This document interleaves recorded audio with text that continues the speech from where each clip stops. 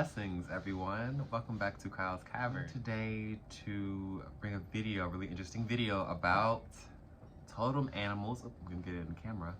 You can see yourself, totem animals and familiars, and how to work with them in your craft, and a little bit of history behind them. If you guys are new, welcome to the channel, and I can't wait for awesome content come out to share with you guys about spirituality and how to work with nature and how to work with different parts of nature. Thank you for those who have subscribed and joined the cavern. So I really do appreciate each and every one of you guys.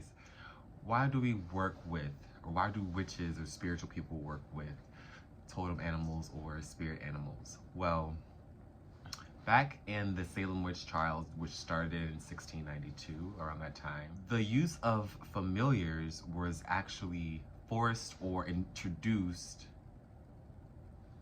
as a concept that witches had familiars during the trials. So it was usually said that witches, had a teat, and the witch's familiar was suckled from the teat. So that's how they fed their familiar. Innocent people were murdered. So yes, familiars were something that was just introduced during that time. Now, it's not necessary in modern witchcraft. Having a familiar is not necessary. That is a modern adaptation now to witchcraft that we have adapted to us. Now, what is a familiar? Now, a familiar is basically the witch's assistant. Whether if it's fur, whether it's a whisker, whether it's scales or snake skin, whether any of those are used from your familiar, that's kind of like they're almost like your protector in a way, because familiars, it's said that they help take the blow, the magical blow, or if you're having any problems in the realms, your familiar will help protect you. I feel like it's been a really great modern adaptation to add to witchcraft, because I feel like we do have so many different charms and amulets, but I feel like having a familiar sometimes, or a special animal that you may connect with. Now, normally a familiar is not always having to be a physical animal. Like I have this bat specimen here. It's usually, sometimes witches will have familiars as like a little skull, or like a little sometimes it can be like a candle that has been carved. It's just a familiar spirit, basically, in physical form. Work with that energy. Any spiritual person can work with that energy. So it can basically be, you can work with pictures, not necessarily anything physical. A lot of witches, if you guys are afraid of working with animal parts, or working with animal parts, or working with anything that has to do with an animal itself, you can always work with pictures and drawings, or visions in your dreams. That also works too. Familiars, they were also just, so we talked about them being a assistant. We talked about how they will give off parts of them to aid us and assist us in our craft, because as you know, in witchcraft or in any spiritual practice, nothing ever goes to waste. So even the rinds of an orange and even the pit of any fruit is always used, so nothing ever goes to waste. Definitely working with familiar helps to aid in spiritual protection, I feel. Working with your familiar, that sense of protection. I do feel like it's a beautiful modern adaptation to have a familiar, so I do recommend getting one. But like how I said, it could be a picture of any animal, a crystal skull. Like if you have like a skull, a crystal carved into a skull, that could be your familiar. There's so many different. This means familiar spirit. That's all a familiar is. Now we're gonna move into the section of totem animals. This American spirituality, using totem animals was part of their lives and a part of daily life, and it was almost like your armor, like who your spirit was.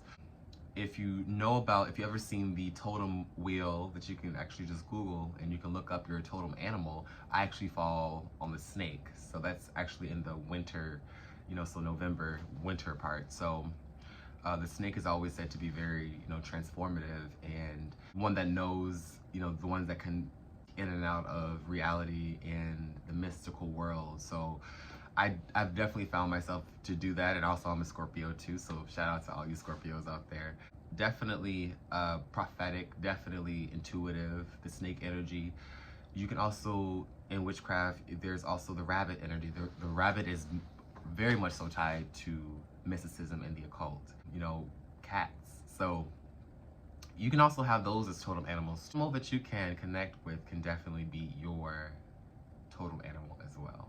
So whether it's a deer, whether it's a crow, whether it's a dove, that can be your totem animal as well. But I also do recommend that you research not only your totem animal, but also its prey, because you are both kind of like dual sides of life.